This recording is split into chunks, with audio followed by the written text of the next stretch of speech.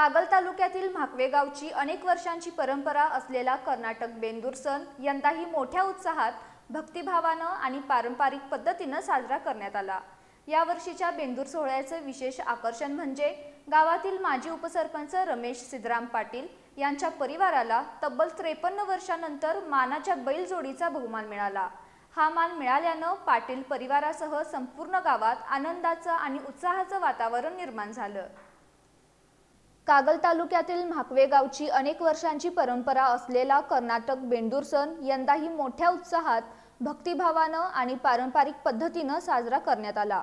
या वर्षीच्या बेंदूर सोहळ्याचं विशेष आकर्षण म्हणजे गावातील माजी उपसरपंच रमेश सिद्धराम पाटील यांच्या परिवाराला तब्बल 53 वर्षांनंतर मानाच्या बैलजोडीचा बहुमान मिळाला।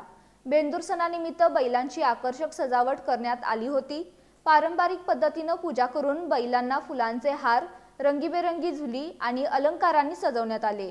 त्यानंतर पारंपरिक वाद्यांच्या गजरात आणि जयघोषात मानाच्या बैलजोडीची भव्य मिरवणूक संपूर्ण गावातून काढण्यात आली।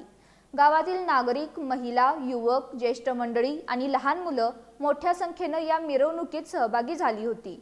मिरवणुकीदरम्यान पारंपरिक लेझिम पथक, बेंजो आणि इतर वाद्यांच्या निनादानं संपूर्ण परिसर दुमदुमून गेला होता।